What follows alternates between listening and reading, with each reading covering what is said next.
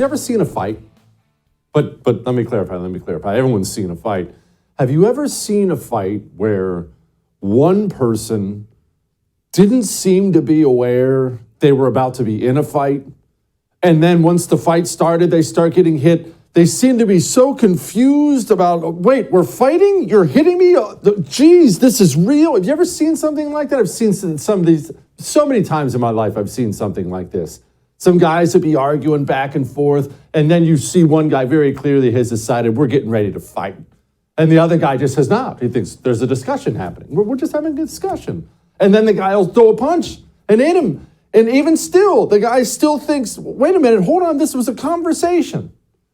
The guy who doesn't know he's in a fight and he's in a violent situation, that is the GOP.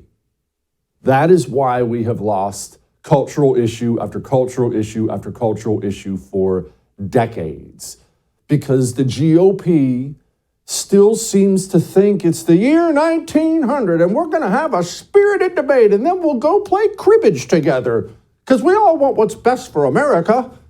And then the communists, the Democrats on the other side, they're busy putting glass inside of the tape on their knuckles because they know it's about to be on like Donkey Kong. That is the difference. And that brings me perfectly to the man who announced he's running for president today, Tim Scott. Now, we'll get to the why he announced he's running, why he's actually running. I'll get to that in a couple moments. But Tim Scott, he's everything. He should be the mascot for the GOP. Why? Because Tim Scott thinks we're just going to come together and unify, and we're going to heal these divisions. And don't you find it interesting that people that come out and voice support for guys like Tim Scott, people like Cory Booker? And Tim is a guy that we have a lot of shared life experiences. Two big, bald, black guys growing up in America have had similar experiences that are bad, run-ins with police officers, and similar experiences that are good, growing up in really good black churches. What should people who are intrigued by his presidential aspirations, shall we call them, know about him? I mean, you know him on a personal level. I think that as I look at this Republican field, he may be one of those people that is underestimated. Why would Cory Booker come out and defend Tim Scott? Well, if you want to know Exhibit A for the fight analogy I used earlier, remember when St. George Floyd died? We all woke up, we looked at an internet video, it looked terrible. There's this black dude on the ground, the cop's all got a knee on his back, he's calling for his mom, he's all sweaty and looking bad, and then he dies. And immediately the communists, as they always do, they took your emotions, the emotions you felt as you looked at that video, and they said, hey, we can use this, we can seize power, we can advance our agenda. And they pounced on it immediately. And immediately the system formed a national narrative. The cops are the enemy, defund the police, give the cities back to the animals. That was the national narrative that was beginning to be formed. And the GOP, like they always do, instead of fighting against that narrative that has now killed untold numbers of Americans in cities when it's all said and done, instead of fighting against that narrative, the GOP said, where's Tim Scott?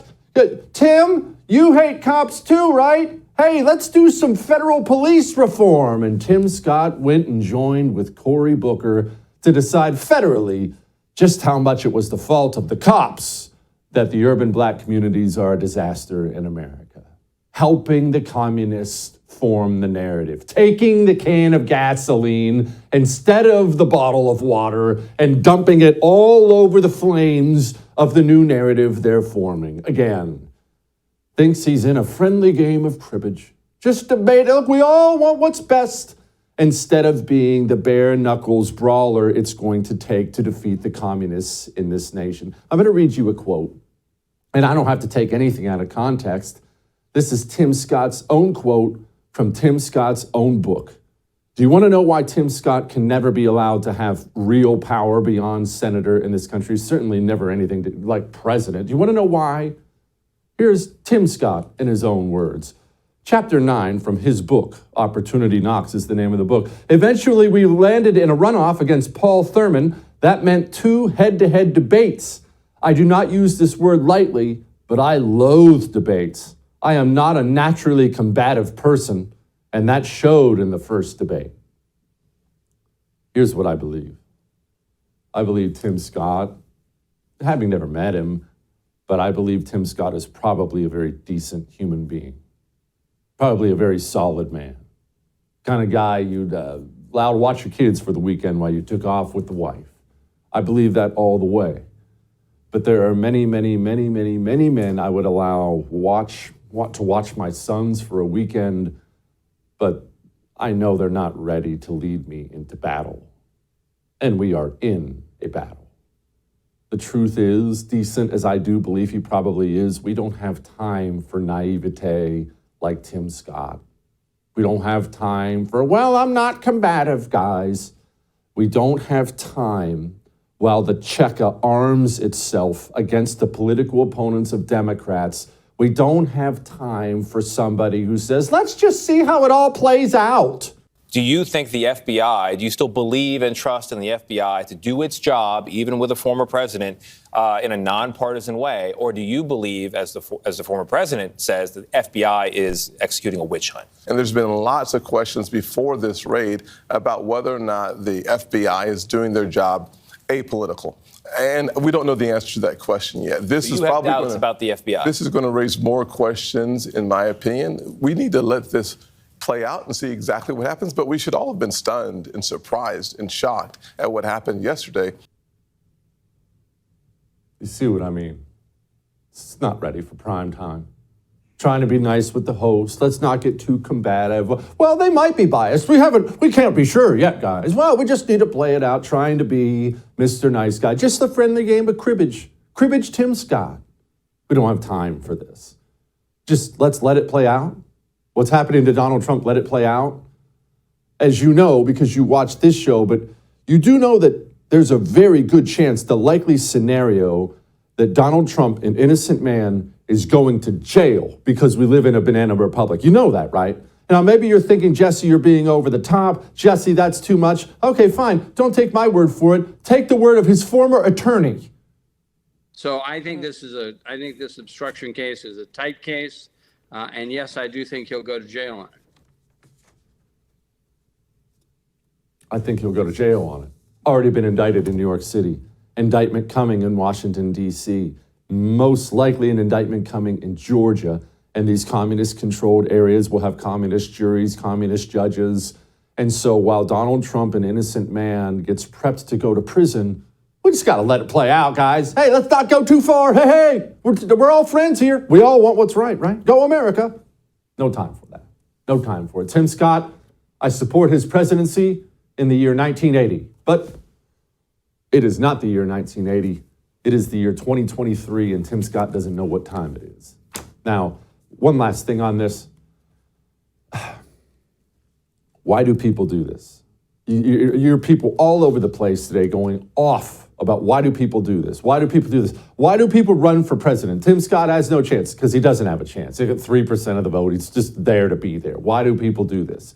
Well, let's talk about something, just you and me. Let's talk about something. It may sound a little inside baseball-ish, but I think it'll help you understand. Let's focus on me for a moment.